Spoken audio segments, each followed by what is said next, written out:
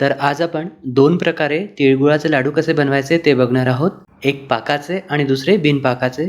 या मकर संक्रांतीला नक्की ट्राय करून बघाल आणि तुम्हाला यातील कोणते लाडू जास्त आवडतात ते कमेंट्स करून सांगाल. तर पाकाचे लाडू करण्याकरिता 1 कप तीळ लो फ्लेमवर खरपूस भाजून घ्यायची आहे. भाजून झाल्यावर एका प्लेटवर काढून घ्यायची. पाकाच्या लाडवांकरिता चिक्कीचा गूळ वापरायचा आहे. तर 1 कप बारीक चिरलेला चिक्कीचा गूळ घ्यायचा आहे. कढईमध्ये 1 चमचा तूप गरम करून यामध्ये बारीक चिरलेला गूळ घालायचा आहे. गॅसचा फ्लेम सुरुवातीपासून लो ठेवून कंटिन्युअसली ढवळत गूळ वितळेपर्यंत वितळून घ्यायचा आहे. एकदा गूळ वितळला की आणखीन 4 ते 5 मिनिटे शिजवून घ्यायचा. एका वाटीमध्ये रूम टेम्परेचरवर असलेलं पाणी घ्यायचं. त्यामध्ये थोडंसं मिश्रण घालून बघायचं.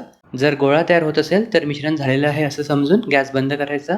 लगेचच जे भाजून घेतलेले तीळ आहेत ते घालायचे आहेत. सोबतच थोडीशी वेलची आणि 2-3 लवंगा कुटून यामध्ये घातलेले आहे. हे सर्व एकजीव करून घ्यायचं आणि आता गरम असताना त्याचे लाडू वळून घ्यायचे आहेत. हाताला चटके बसतात म्हणून तुम्ही टेबलस्पूनचा वापर करून लाडू वळून घेऊ शकता. सुरुवातीला सगळ्या लाडवांना शेप देऊन द्यायचा. परफेक्ट गोल करत बसायची गरज नाही.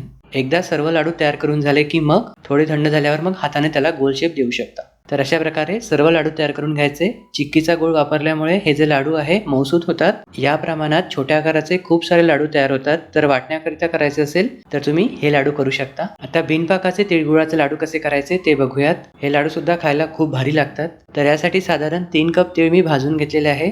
तीळ जे आहे लो फ्लेमवरच खरपूस होतपर्यंत भाजून घ्यायचे. थोड्या वेळाने थंड झाल्यावर यातील थोडेसे तीळ मिक्सरवर फिरवून घ्यायचे. ते यामध्ये मिक्स करायचे. यानंतर 6 ते 7 वेलची आणि 2-3 लवंगा याची पूड तयार करून घालायची आणि 1.5 कप बारीक चिरलेला साधा गूळ घालायचा आहे. या लाडवांसाठी गुळाचं प्रमाण अर्ध घ्यायचं. 3 कप तिळाला 1.5 कप गूळ घेतलेला आहे. हे सर्व एकत्र करून थोडं थोडं मिश्रण घेऊन मिक्सरला फिरवायचं आहे. फिरवताना मिक्सर सुरू करून बंद करायचा, सुरू करून बंद करायचा. कंटिन्युअसली नाही फिरवायचं आणि लगेचच याचे लाडू वळून घ्यायचे आहे.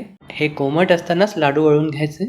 तर नक्की ट्राय करून बघाल. व्हिडिओ कसा वाटला कॉमेंट्समध्ये सांगाल आणि आवडल्यास लाईक करायला विसरू नका.